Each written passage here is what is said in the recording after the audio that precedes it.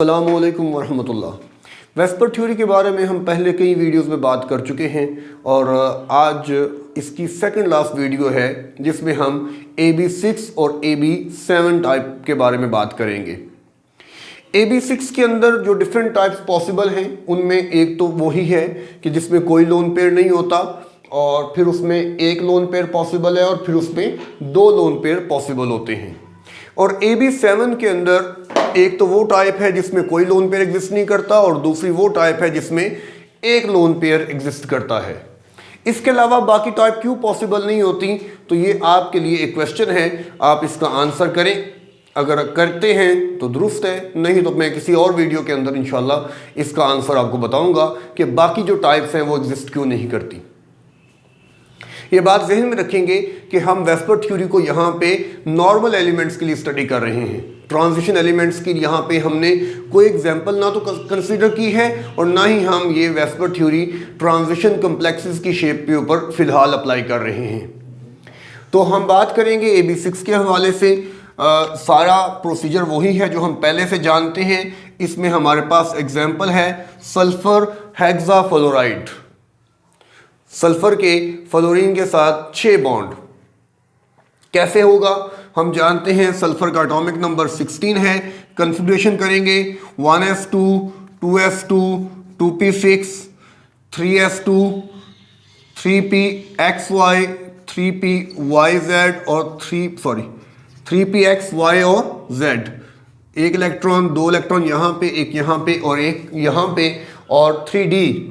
ठीक है, इसके बाद क्योंकि आपने 6 बॉन्ड करने हैं तो 6 बॉन्ड तभी पॉसिबल होंगे जब यहाँ पे 6 सिंगल इलेक्ट्रॉन होंगे। तो वो 6 सिंगल इलेक्ट्रॉन कैसे आएंगे, उसके लिए हमें यहाँ पे 3d यूज करना पड़ेगा, 3dxy और 3dyz यूज करना पड़ेगा।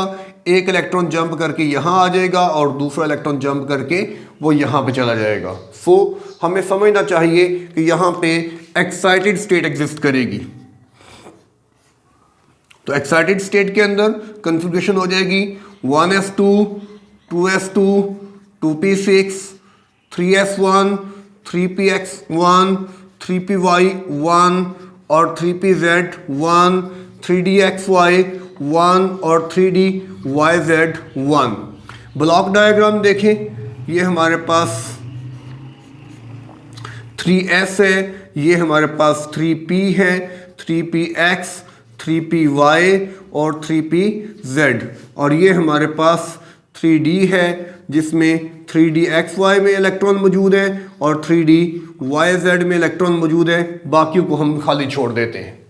तो क्या होगा, 6 फ्लोरीन है, वो 6 के 6 फ्लोरीन हर एक जगह पे बॉन्डिंग करेंगे। तो आप देख सकते हैं कि इस तरह से यहाँ पे 6 के 6 जो हैं वो सिंगल कोवलेंट बॉन्ड है और ये सारे के सारे बॉन्ड पेयर हैं और इसके अलावा वैलेंस शेल में कोई इलेक्ट्रॉन मौजूद नहीं है, यानी कि लोन पेयर मौजूद नहीं है। सो ये टाइप बनती है जिसके अंदर हम कहते हैं कि 6 इलेक्ट्रॉन पेयर हैं और सारे के सारे बॉन्ड पेयर हैं और कोई भी लोन पेयर नहीं है। किस तरह से मेंशन करोगे, हाँ, EP इलेक्ट्रॉन पेयर 6 है, BP बॉन्ड पेयर 6 है, LP लोन पेयर कोई नहीं।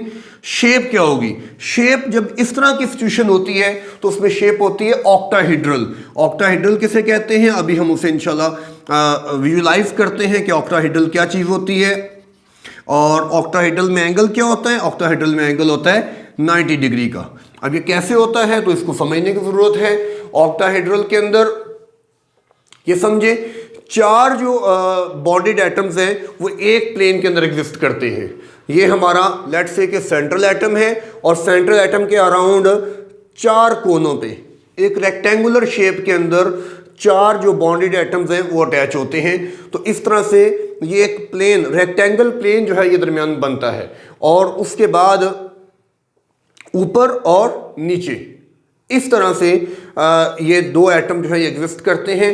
सो ऊपर भी एक 4 साइड कैप बनती है और नीचे भी जो है वो एक 4 साइड कैप बनती है। सो अगर आप वो जो बच्चे टोपी पहनते हैं बर्थडे के ऊपर, अगर आप उस तरह की 2 टोपियों को आपस में जोड़ दें तो वो कुछ जो है वो ऑक्टाहेड्रल टाइप जो है वो बन जाती है। वो टोपी वैसे गोल होती है लेकिन अगर वो चौरस हो चौकोर हो तो वो फिर एग्जैक्ट ऑक्टाहेड्रल शेप बनती है। तो ऑक्टाहेड्रल शेप के अंदर हम उसको यहाँ पे कैसे ड्रा करेंगे, सल्फर यहाँ, फ्लोरीन फ्लोरीन फ्लोरीन, ये दरअसल हमारा वो प्लेन हो गया जिसके ऊपर सारे बॉन्डेड 4 बॉन्डेड एटम जो है वो मौजूद हैं, और एंगल यहाँ पे 90 का, ये हमारा रेक्टेंगल मुकम्मल हो गया, और रेक्टेंगल के ऊपर और नीचे, ठीक है, ये रेक्टेंगल है सारी प्लेन के अंदर, और उससे ऊपर और उससे नीचे एक एक एटम मौजूद है, और इसमें भी जो एंगल होगा वो ऑब्वियसली प्लेन से ऊपर आप देख रहे हैं कि परपेंडिकुलर बन रहा है यहाँ पे, और यहाँ पे ये परपेंडिकुलर बनेगा, और यहाँ पे भी एंगल जो है वो 90 डिग्री का एग्जिस्ट करेगा। सो इस तरह से ये ऑक्टाहेड्रल शेप जो है ये हमारे सामने आती है, 3 डायमेंशनल शेप है, तो इसको विजुलाइज करना चाहिए पेपर के ऊपर। ये इसी तरह से बनेंगी जैसे मैंने आपके सामने बना दी है। अब बात करेंगे AB5E की, उसके अंदर हमारे पास जो एग्जाम्पल है ये हैलोजन के दरमियान जो बॉन्ड होता है, मैंने लास्ट टाइम भी आपको बताया था कि हैलोजन का हैलोजन से बॉन्ड होता है, और उसका असूल ये है कि जो लार्जर साइज हैलोजन है उसको हमने सेंट्रल एटम बनाना है, और स्मॉलर साइज हैलोजन को हमने बॉन्डेड एटम बनाना है।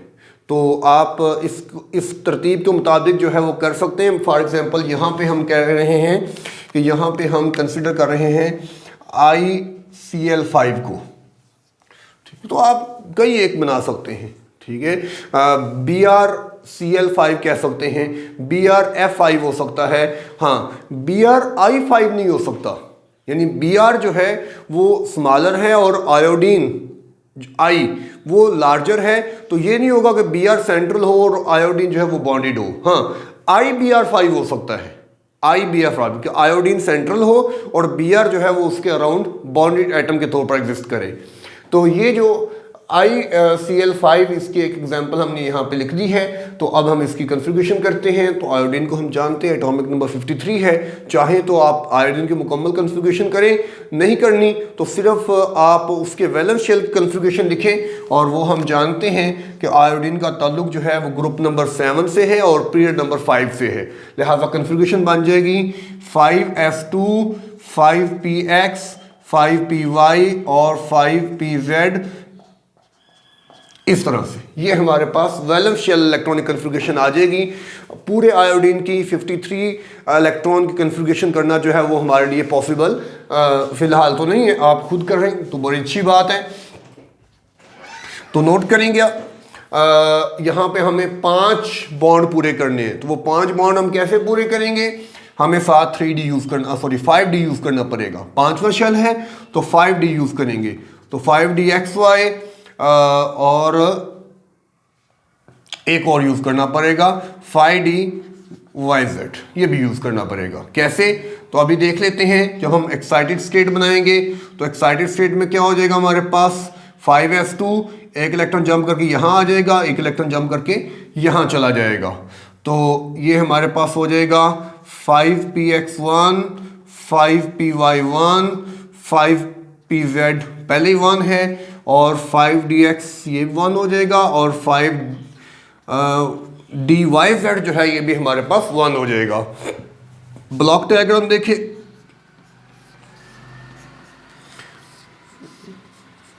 तो ये हमारे पास 2 इलेक्ट्रॉन है 5s के अंदर, और 5px 5py और 5pz और 5dxy और 5dyz, ये बाकी आप खाली छोड़ सकते हैं जी।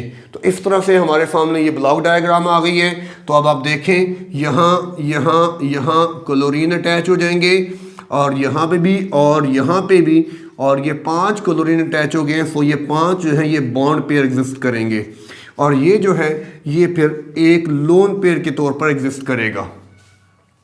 तो 5 बॉन्ड पेयर हो गए और एक lone pair, total 6 electron pair. तो हम कह सकते हैं AB6 विद 1 लोन पेयर, उस तरह से भी लिख सकते हैं। और AB5E भी इसको मेंशन कर सकते हैं कि A सेंट्रल एटम है और 5 उसके साथ बॉन्डेड एटम है और एक उसके साथ लोन पेयर है। तो 5 बॉन्ड पेयर और एक लोन पेयर हो गया। अब इसकी शेप किस तरह की होगी, तो शेप तो इसकी ऑक्टाहेड्रल होगी, और उसमें जो बहस है, डिबेट है, वो ये है कि लोन पेयर कहाँ पे एग्जिस्ट करेगा। तो लोन पेयर जो है वो एक्सियल पोजीशन पर, किसी पोजीशन पर एग्जिस्ट करेगा, चाहे यहाँ पे कर ले चाहे यहाँ पे कर ले। तो इस तरह से इसकी जो शेप आएगी हमारे पास वो कुछ इस किस्म की होगी। क्लोरीन क्लोरीन, और ये लेट्स से कि इसका लोन पेयर है, और ये फिर सॉरी ये हमारे पास जो है ये क्लोरीन। तो इस तरह से ये शेप जो है ये बनती है, ठीक है। और ऑब्वियसली ये लोन पेयर क्या करेगा, ये लोन पेयर जो है ये एंगल्स को रिड्यूस करेगा। और कौन से एंगल्स को रिड्यूस करेगा, देखें ये हमारा प्लेन है, लोन पेयर ऊपर मौजूद है, ठीक है, तो नीचे भी एक एटम मौजूद है, ठीक है, और इनके दरमियान भी 90 का एंगल है, और नीचे से भी जो एंगल बन रहा है वो 90 का एंगल बन रहा है, ठीक है, हर साइड पे 90 का एंगल है। तो ऊपर अगर हमारा लोन पेयर मौजूद है तो वो इन तमाम ये जो हमारे प्लेन वाले एटम्स हैं इनको नीचे की तरफ करेगा, सही है। सो इन प्लेन के, ये प्लेन के अंदर जो एटम्स अटैच है इस एंगल को ये डिस्टर्ब नहीं करेगा, ये एंगल 90 ही रहेगा, ये सिर्फ इस एंगल को डिस्टर्ब करेगा, ये लेस देन 90 डिग्री हो जाएगा, इस एंगल को ये डिस्टर्ब नहीं कर सकता, बिकॉज उसकी जो ओरिएंटेशन है वो इस तरह से है कि वो ये ऊपर मौजूद है और ये इन तमाम को एट अ टाइम नीचे की तरफ जो है वो पुश करेगा, जिसकी वजह से नीचे की तरफ जो एंगल बनेगा वो कम हो जाएगा, लेकिन इनके दरमियान जो एंगल बन रहा है प्लेन के अंदर जो एटम मौजूद है उनके दरमियान एंगल को वो डिस्टर्ब नहीं करेगा। आई होप कि ये आइडिया विजुअलाइजेशन करके, इसको इमेजिन करके ज़्यादा बेहतर तरीके से क्लैरिफाई किया जा सकता है। हम बात करेंगे AB4E2 की, AB4E2 जिसमें 4 हमारे पास बॉन्ड पेयर होंगे और 2 हमारे पास लोन पेयर होंगे। इसमें जो हम टाइप कंसीडर करने जा रहे हैं ये अगेन हमारे लिए एक नई टाइप है, लेकिन इन चीज़ों के बारे में हमने केमिस्ट्री के अंदर पहले से जो है वो सुन रखा है, ये नहीं कि पहले दफ़ा सुन रहे हैं। हैलोजेंस में बात करते हैं XeF4, ज़ीनॉन टेट्राफ्लोराइड। याद होगा लास्ट टाइम हमने ज़ीनॉन डाइफ्लोराइड की शक्ल जो है वो देखी थी, आज हम बात कर रहे हैं ज़ीनॉन टेट्राफ्लोराइड के ऊपर। और टेट्राफ्लोराइड में बॉन्डिंग हम देख लें, और ज़ीनॉन का ताल्लुक भी आयोडीन से, अगला एलिमेंट ज़ीनॉन है, तो जो कन्फिग्रेशन हमने आयोडीन की है ऑलमोस्ट वही कन्फिग्रेशन ज़ीनॉन की है, सिर्फ एक इलेक्ट्रॉन हमने एक्स्ट्रा करना है। तो xenon atomic number 54, valence shell configuration देखिएगा 5s2 5px 2 5py 2 और 5pz 2 और 5dx भी एम्प्टी है और 5dy भी एम्प्टी है, yz 5dyz। तो अभी देखते हैं हमारी रिक्वायरमेंट क्या है। तो 4 बॉन्ड कराने हैं, तो एक इलेक्ट्रॉन यहाँ से एक्साइट कर ले, एक इलेक्ट्रॉन यहाँ से एक्साइट कर ले, ठीक है, क्योंकि पहले तो कोई इलेक्ट्रॉन मौजूद नहीं है जो बॉन्डिंग में पार्टिसिपेट कर सकता है, लेकिन अब यहाँ से एक इलेक्ट्रॉन एक्साइट करके यहाँ पे आ जाएगा तो ये भी अनपेयर हो जाएगा, ये भी अनपेयर हो जाएगा, तो ये 2 इलेक्ट्रॉन यहाँ से आ जाएगा तो यहाँ पे भी फिर 2 इलेक्ट्रॉन अवेलेबल हो जाएंगे, तो इस तरह से 4 इलेक्ट्रॉन मुकम्मल हो जाएंगे। तो एक्साइटेड स्टेट में हम जाएंगे तो कन्फिग्रेशन आ जाएगी 5s2 5px2 और 5py1 और 5pz1 और 5dxy1 और 5dz1, ठीक है। तो इस तरह से आप इसे कर लें। ब्लॉक डायग्राम देखिएगा,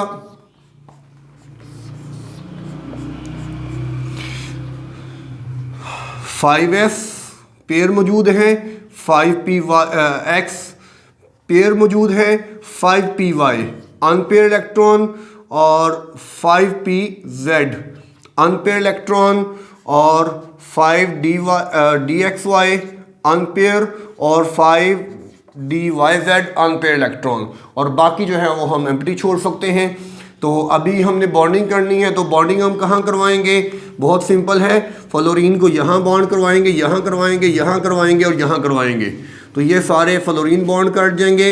ये चारों के चारों आप देख रहे हैं, ये हमारे पास बॉन्ड पेयर हैं और ये 4 हैं, और ये 2 हमारे पास लोन पेयर हैं और ये लोन पेयर हमारे पास 2 है। सो 4 बॉन्ड पेयर और 2 लोन पेयर, 4 बॉन्ड पेयर हैं और 2 लोन पेयर हैं।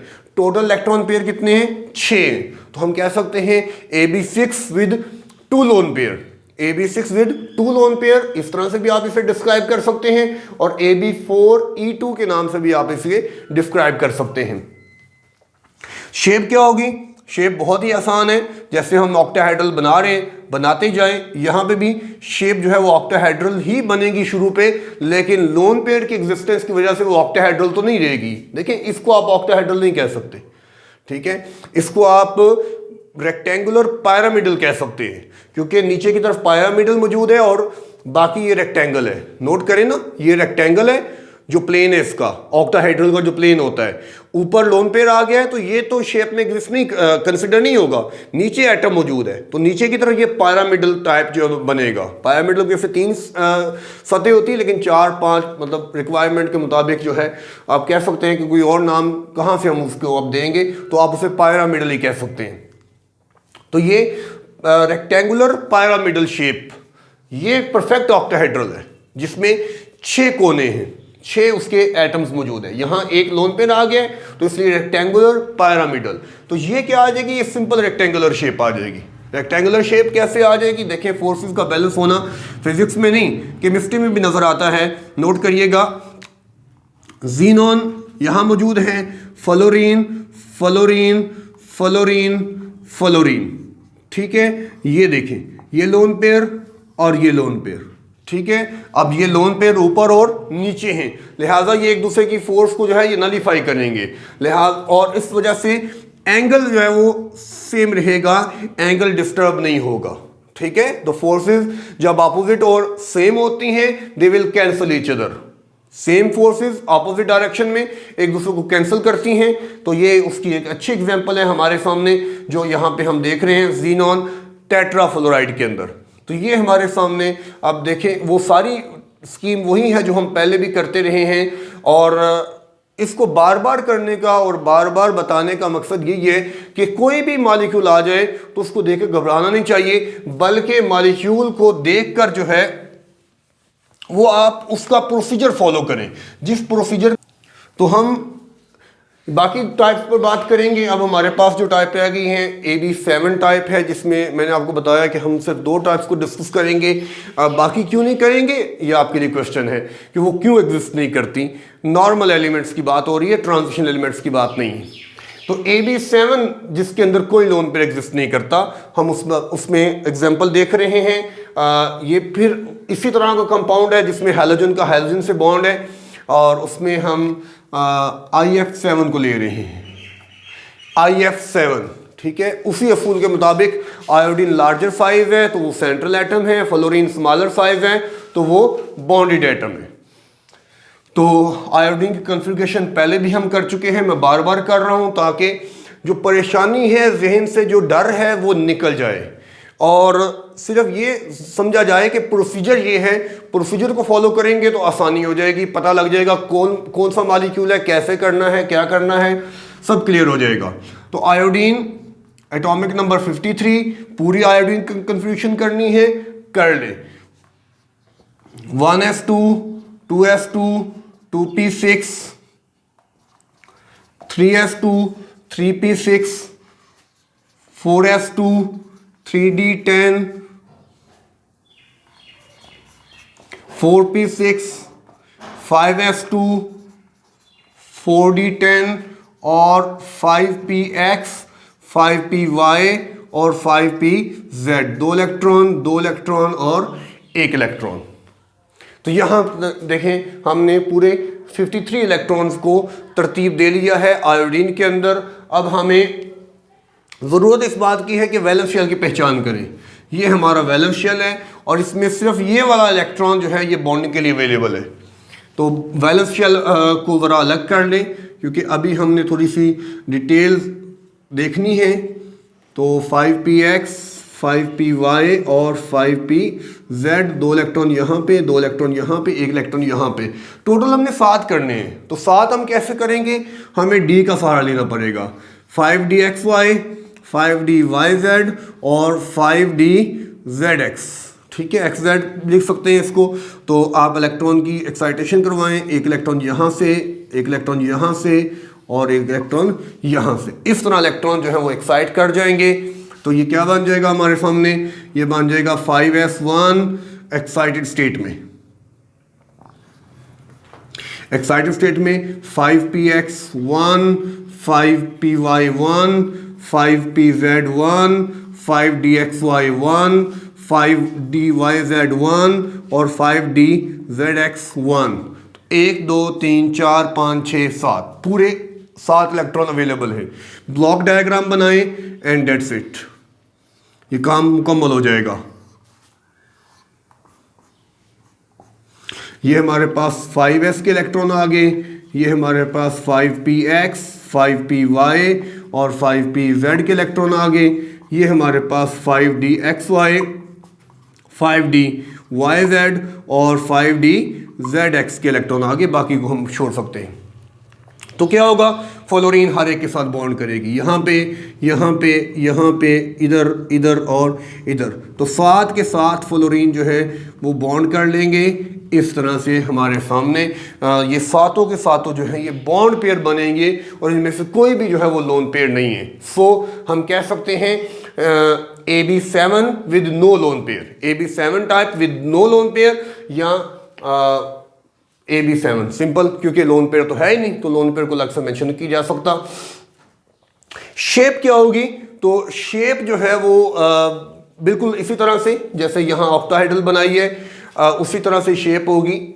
आप नोट करते जाएं। उससे पहले AB5 के अंदर भी शेप इसी तरह से थी, उसे हमने कहा था ट्रायंगुलर बायपैरामिडल, इसे हम कहते हैं ऑक्टाहेड्रल। और यहाँ भी जो शेप है वो बनेगी पेंटागोनल बायपैरामिडल। पेंटागोनल बायपैरामिडल थोड़ी सी अगर मैथमेटिक्स के अंदर ज्योमेट्री आपको याद है तो बहुत आसान है इसको समझना कि इसमें पेंटागोन बनेगी, 5 कोनों वाला एक प्लेन बनेगा और उससे ऊपर और नीचे जो है वो एक एक एटम एग्जिस्ट करेगा। ये हमारा प्लेन जो है ये 5 कोनों वाला होगा। अब ये 3 कोनों वाला, 4 कोनों वाला नहीं बल्कि 5 कोनों वाला होगा। क्या फ़र्क है, 3 कोनों वालों में का एंगल 120 होता है, 4 वाले का एंगल जो है वो 90 होता है और 5 कोने वाले के अंदर एंगल जो है वो 72 रह जाता है सिंपली, और कुछ भी नहीं होगा। तो ये 5 आपने पूरा करना है। मैं अपने हाथ पर तो शायद इसको नहीं बना पाऊंगा, लेकिन यहाँ पे मैं कोशिश करता हूँ कि मैं ये 5 सही तरह से आपके सामने ड्रा कर सकूँ। ये हो गया हमारे पास, और ये हो गया, और ये हो गया। आई होप के कुछ बेहतर है। ये हम देख सकते हैं, ये है हमारी पेंटागन, 5 कोनों वाली पेंटागन, और इसमें हर एंगल जो है ये 72 डिग्री का है। तो ये बात क्लियर होनी चाहिए। ये हमारा प्लेन है, ये हमारा प्लेन है। अब 2 बच गए हैं तो उनको आप ऊपर और नीचे, तो उसको हम पैरामिडल टाइप ही कह सकते हैं, उसके लिए कोई और लफ्ज़ लाने की हमें ज़रूरत नहीं है।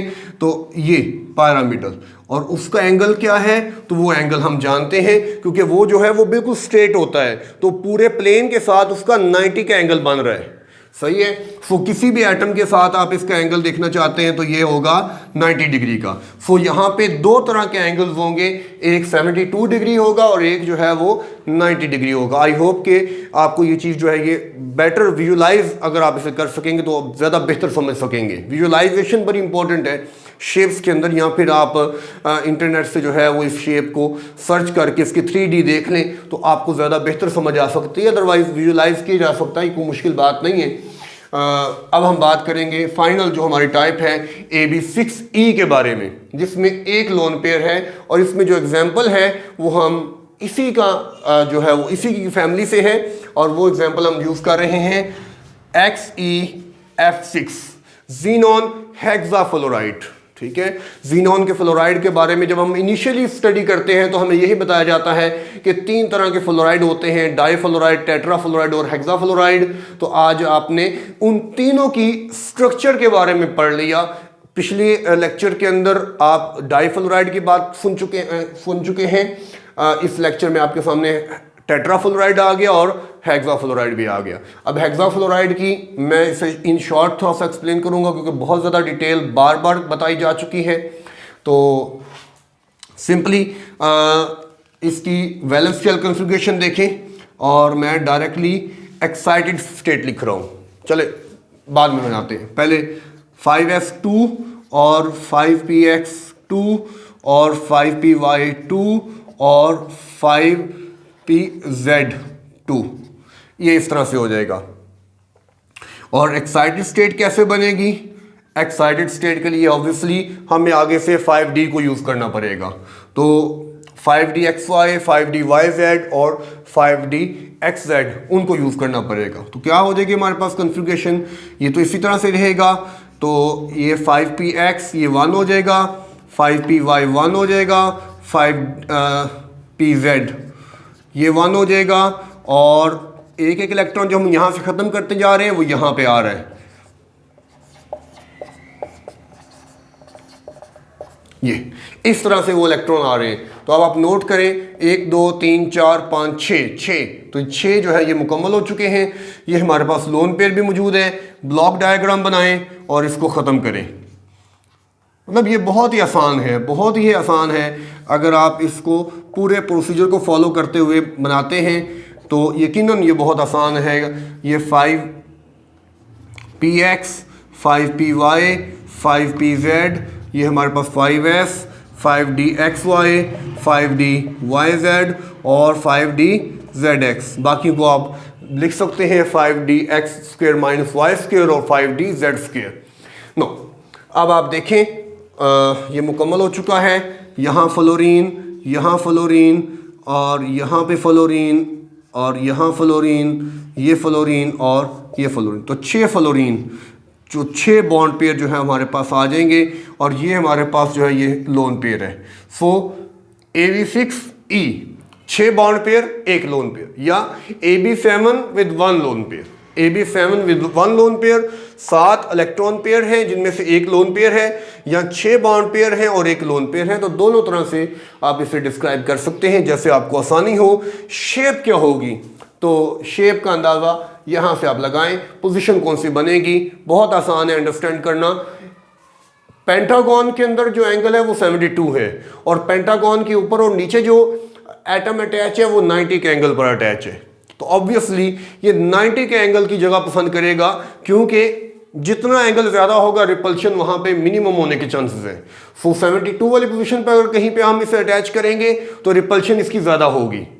तो इसकी जो शेप बनेगी वो कुछ इस तरह से होगी। जीनॉन और 5 फ्लोरीन,